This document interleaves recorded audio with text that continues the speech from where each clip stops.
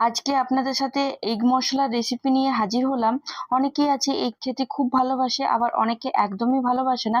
তো অবশ্যই একবার বাড়িতে এই এগ মশলার রেসিপিটা করে দেখবেন, খেতে কিন্তু দুর্দান্ত লাগে। এটা ভাত বা রুটি, পরোটা, লাচ্ছা পরোটা সবকিছুর সঙ্গে অসাধারণ লাগে কিন্তু এই এগ মশলার রেসিপিটা। আর এটা প্রথম থেকে শেষ পর্যন্ত না দেখলে কিছুই বুঝতে পারবেন না।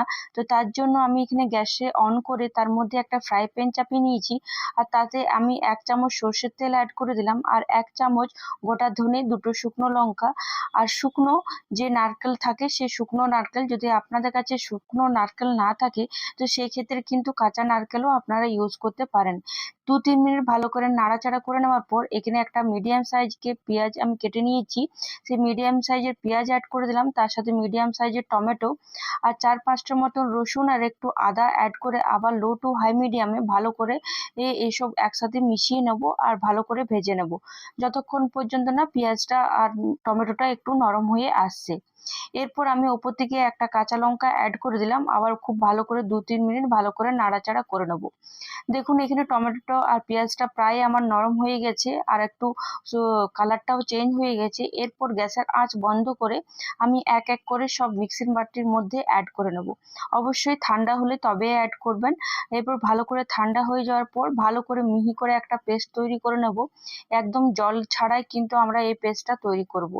এরপর ওই ফ্রাই প্যানের মধ্যে আরও 1 চামচ সর্ষের তেল অ্যাড করে দিলাম, আর আমি এইখানে 5টা ডিমকে ভালো করে সেদ্ধ করে নিয়েছি চোখা ছাড়িয়ে পরে। তারপর ডিমের গায়ে এভাবে এক এক করে চেরা দিয়ে দেবো। তাহলে কি হবে, যখন তেলে আপনারা ভাজবেন তখন কিন্তু তেলটা বেরিয়ে আসবে না। অবশ্যই কিন্তু এভাবে ডিমটাকে এক এক করে চেরা দিয়ে দিতে পারেন। দেখুন প্রত্যেকটা ডিম আমার এখানে হয়ে গেছে। আপনারা চাইলে 2টো ডিমেরও করতে পারেন, 4টে ডিমেরও করতে পারেন। আমি কিন্তু এখানে 5টা ডিম ইউজ করেছি। এরপর তেলটা ভালো করে গরম হয়ে গেছে। এরপর এক এক করে সব ডিমগুলো অ্যাড করে দিলাম, আর তার সাথে সামান্য একটু লবণ অ্যাড করে দিলাম, আর সামান্য একটু হলুদ গুঁড়ো অ্যাড করে দিলাম। এরপর একটু সামান্য কাশ্মীরি রেড চিলি অ্যাড করলাম একটু কালারের জন্য। এটা পুরোপুরি অপশনাল, আপনার কিন্তু স্কিপও করে দিতে পারেন। লবণ আর হলুদ দিয়েও কিন্তু ভাজলে হবে। 2-3 মিনিট ভালো করে ভাজার পর কালারটা একটু চেঞ্জ হয়ে যাওয়ার পর একটা পাত্রে তুলে রেখে নিলাম, আর ওই তেলের মধ্যে একটা তেজপাতা আর 1 চামচ গোটা জিরে অ্যাড করে যে মশলাটা আমরা তৈরি করে রেখেছিলাম, টমেটো ও পেঁয়াজকে ভেজে পরে যে মশলাটা আমরা তৈরি করে রেখেছিলাম সেই মশলাটা এখানে অ্যাড করে দেবো, আর লো টু হাই ফ্লেমে ভালো করে নাড়াচাড়া করব। যে এটা খেতে কিন্তু দুর্দান্ত লাগে, লাচ্ছা পরোটা বা পরোটা রুটির সাথে দুর্দান্ত কিন্তু যায়। রাত্রে ডিনারের জন্য একদম পারফেক্ট একটা রেসিপি। এরপর 3-4 মিনিট ভালো করে মশলাটাকে ভেজে নেওয়ার পর ঢাকা দিয়ে রেখে দেবো 3 মিনিটের জন্য। 3 মিনিট হয়ে গেছে, ঢাকা খুলে নিলাম। দেখুন মশলা থেকে তেলটা খুব ভালোভাবে ছেড়ে এসছে, আর খুব সুন্দর একটা গন্ধ বেরিয়েছে। আবার 2-3 মিনিট ভালো করে নাড়াচাড়া করে নেব। আপনারা চাইলে এটা ফ্রাই প্যানের জায়গায় তাওয়াতেও কিন্তু করতে পারেন, তাও স্বাদটা কিন্তু দুর্দান্ত আসে। আমি এখানে কিন্তু ফ্রাই প্যানে করেছি। এটা কিন্তু মশলা মশলা একটু হবে, আপনারা চাইলে একটু ঝোলও কিন্তু ইউজ করতে পারেন। এরপর সামান্য একটু লবণ অ্যাড করে দিলাম, তার সাথে হলুদ গুঁড়ো, কাশ্মীরি রেড চিলি পাউডার 1 চামচ ও 1 চামচ জিরে গুঁড়ো, 1 চামচ ধনে গুঁড়ো অ্যাড করে আবার মশলার সাথে ভালো করে মিশিয়ে নেব, আর 3-4 মিনিট মশলার সাথে ভালো করে কষিয়ে নেব। এটা আমি মাখা মাখা করব, তাই আর জল ইউজ করব না। আপনারা চাইলে একটু সামান্য কিন্তু গরম জল ইউজ করতে পারেন।